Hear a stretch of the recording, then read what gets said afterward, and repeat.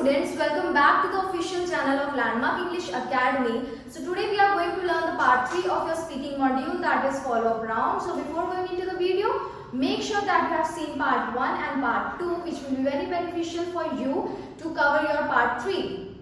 Okay? अगर हम बात करें for part 3, that is follow-up round, it is actually based on the topic of your part 2, that is cue card. जो भी content आप Q card में अपना डिलीवर करोगे, जो भी कंटेंट आप बोलोगे, आपका पार्ट 3 यानी कि फॉलो अप राउंड उसी के बेसिस पे डिपेंड होगा. ठीक है. क्वेश्चनिंग राउंड होता है, काइंड ऑफ डिस्कशन राउंड होता है between the interviewer and the candidate. Coming to the second point, that is part 3 is all about discussion. So don't give 1 to 2 sentences answer. At least try to give 5 to 6 sentence answer. Okay, आपने answer अपना बहुत ही short नहीं देना है. Try to make your answer more elaborative and more presentable. ठीक है. Third one is maintain an eye contact. ठीक है. अगर आप इंटरव्यू के साथ आई कांटेक्ट करते हो, प्रॉपर आई कांटेक्ट करते हो, it will make them sure that you are very much confident regarding your answer. Okay, and you are giving your answers very logically. If we come to the last but not the least point is when the interviewer will ask you to stop, just stop. ठीक है. अब interviewer कैसे बोलेगा? He will or she will just give you a gesture like this, और वो आपको या तो बोल देंगे please stop. The next part, that is question types. आपको किस तरह के क्वेश्चंस पूछे जा सकते हैं राउंड 3 में? First one is opinion based questions. अब ओपिनियन बेस्ड क्वेश्चंस क्या होते हैं? जो बेसिकली आपके ओपिनियन से जुड़े हो, जैसे कि do you believe that, do you think according to you, like that. ठीक है. For example, do you think schools focus enough on creativity. ठीक है. अब इसमें आप देख सकते हो डू यू थिंक मतलब आपका ओपिनियन पूछा गया है. इसके लिए एक टिप है, स्टेट योर ओपिनियन क्लियरली. जो भी आपका ओपिनियन है उसको बहुत ही क्लियरली आपने बताना है, कोई भी कॉम्प्लिकेटेड वे में नहीं बताना है. And support it when with reasons. आपको अपना आंसर सपोर्ट करना है एक लॉजिकल रीजन के साथ. ठीक है. कुछ फ्रेजेस आप यूज कर सकते हो, जैसे in my opinion, I believe that, in my perspective, according to me. ठीक है. अगर आप बोलते हो अकॉर्डिंग टू मी तो इंटरव्यूअर को डेफिनेटली डायरेक्ट सिग्नल मिल जाता है कि आप उस आंसर को बहुत ही अपने ओपिनियन के साथ बहुत ही सोच समझ के बोल रहे हो. आपकी अंडरस्टैंडिंग ऑफ क्वेश्चन बहुत अच्छी है. Coming to the next question type, that is comparative questions. अब कंपैरेटिव क्वेश्चंस क्या होते हैं? कंपैरेटिव क्वेश्चंस वो होते हैं जिनमें आपको कंपेयर करना पड़ता है, कंपैरिजन करना पड़ता है. फॉर एग्जांपल, पास्ट का प्रेजेंट से, प्रेजेंट का फ्यूचर से, किसी भी सिचुएशन का. ठीक है. For example, how has technology changed the way we communicate. ठीक है. टेक्नोलॉजी ने कैसे चेंज किया है उस वे को जैसे हम कम्युनिकेट करते हैं. ठीक है. The way of communication. अगर हम बात करें इसकी टिप की, तो try to use comparative language. ठीक है. जैसे कि in the past but nowadays. ठीक है. पास्ट की आपने बात की, आपने बोल दिया, फिर आपने बट लगा के, हाउएवर लगा के, नाउअडेज अभी की बात करनी है कंपेयर करके. ठीक है. Next tip is try to learn 3 to 4 comparative sentences. आप ट्राई करो कि आप 3 to 4 कंपैरेटिव सेंटेंसेस याद रखो. फॉर एग्जांपल, इन कंपैरिजन या इन comparative, in comparison with or in comparative the situation. Is coming to the next and important question type, that is prediction questions. अब prediction questions क्या होता है? prediction का मतलब आप सबको पता होगा, prediction, forecasted. ठीक है. मतलब assume करना. ठीक है. फ्यूचर की जब हम बात करते हैं मिलियन प्रिडिक्शन होता है, जैसे एस्ट्रोलॉजर्स होते हैं उनकी प्रिडिक्शन है ना, ऐसे. मेनली अगर हम हिंदी में बात करें तो भविष्यवाणी टाइप. ठीक है. कुछ ऐसी बात जो फ्यूचर से रिलेटेड है या फिर कुछ ऐसे आइडियाज. ठीक है.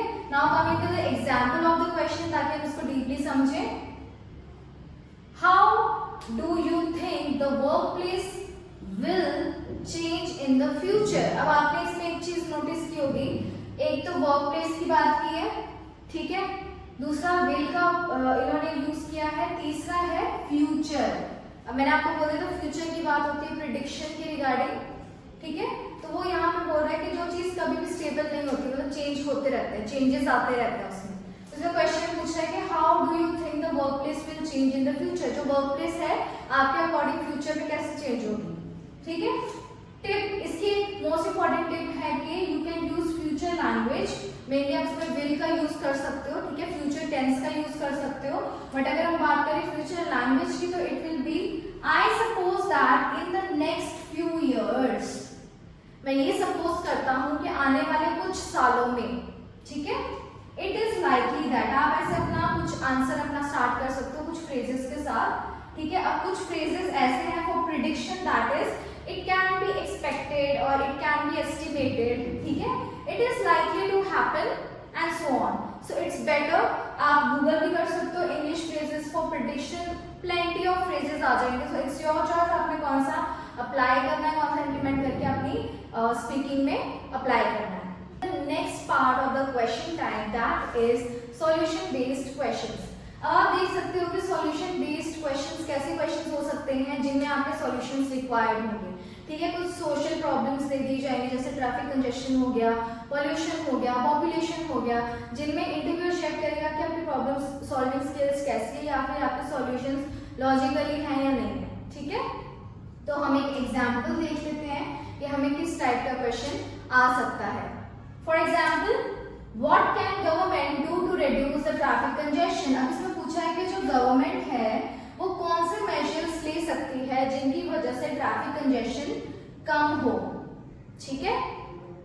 नेक्स्ट, आप इसमें सॉल्यूशंस प्रोवाइड कर सकते हो कि ऐसी क्या मेजर्स लेनी चाहिए गवर्नमेंट को, ऐसी क्या अवेयरनेस स्प्रेड करनी चाहिए जिसकी वजह से जो ट्रैफिक कंजेशन की प्रॉब्लम है वो कम से कम हो, ठीक है, या फिर रिड्यूस हो या कम से कम हो जाए एट अ पॉइंट। अगर हम बात करें टिप्स की, ठीक है, तो टिप्स ये है कि सजेस्ट और गिव अ प्रैक्टिकल सॉल्यूशन, ठीक है। हमने इमेजिनरी सॉल्यूशंस या अनरियलिस्टिक सॉल्यूशंस नहीं देने, हमने बहुत ही प्रैक्टिकल सॉल्यूशन दे सकते हैं जो कि अप्लाई भी हो, जिनको हम इम्प्लीमेंट भी कर सकें, ठीक है, आगे फ्यूचर में। फॉर एग्जाम्पल, आप ये बोल सकते हो जब आपने अपना क्वेश्चन या फिर आंसर स्टार्ट करना है, वन वे इज टू, अगर आपने आंसर फर्स्ट सॉल्यूशन अपना देना उसमें आप बोल सकते हो one way is to reduce traffic congestion is, वो बोल सकते हो। And another effective measure would be, अगर इसके रादर देन दिस आप कोई दूसरा बोल रहे हो इसके साथ ही, ठीक है, तो आप उसमें अनदर इफेक्टिव मेजर यानी कि कोई सॉल्यूशन बता सकते हो, ठीक है, उस चीज को रिड्यूस करने का फ्यूचर के लिए। Last but not the least question type is causes and effects. अब कॉजेज एंड इफेक्ट्स क्या होता है? कॉजेज मेनली होता है प्रॉब्लम और उसके इफेक्ट्स, वेदर इट्स गुड और बैड। बैड इम्पैक्ट और इफेक्ट्स, अगर हम उसके एग्जांपल की बात करें तो what are the main causes of environmental problems. अब एनवायरमेंटल प्रॉब्लम्स आप लोगों को पता होगा बहुत ही मेन कंसर्न बन चुका है, ठीक है। अब मेन कॉजेज हमें बताने हैं जो कि कॉज को रिफ्लेक्ट करता है किसके, एनवायरमेंटल प्रॉब्लम्स के, ठीक है। अब बहुत सारे कॉजेज हैं जैसे डिफॉरेस्टेशन हो गया है, ठीक है, या फिर इंडस्ट्रियलाइजेशन हो गया है, पोल्यूशन हो गया है, काफी ज्यादा रीजंस हैं इस चीज के। अगर हम टिप्स की बात करें तो स्ट्रक्चर आंसर लॉजिकली, आपको अपना एक आंसर का स्ट्रक्चर बनाना है जो कि आपके लॉजिक को प्रेजेंट करता हो। अगर हम बात करेंगे to start your answer, that is one major cause is, अगर हम मोस्ट इंपॉर्टेंट या मोस्ट मेजर कॉज की बात करें तो वो क्या होगा, like deforestation which leads to pollution भी बोल सकते हैं, डिफॉरेस्टेशन के लिए नहीं बट पॉल्यूशन के लिए बोल सकते हैं कि different kind of pollution create करता है, जैसे air pollution is one of the most major cause, है ना, ऐसा हम बोल सकते हो environmental problem.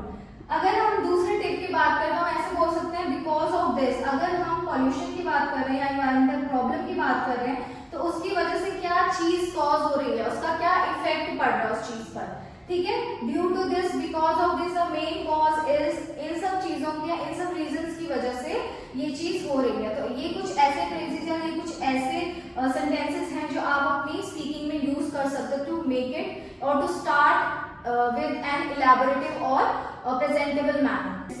So if you talk about the tips, है ना, कि ऐसी कौन सी टिप्स हैं जो हमारे बैंड स्कोर इंक्रीज करवाने में हेल्प कर सकती हैं या फिर हमें कुछ मिस्टेक करने से बचा सकती है, ठीक है। The first and the foremost important tip is that it's very much important to understand the question first. Question को समझना ही हमारा मेन एस्पेक्ट होना चाहिए to give the logical answer.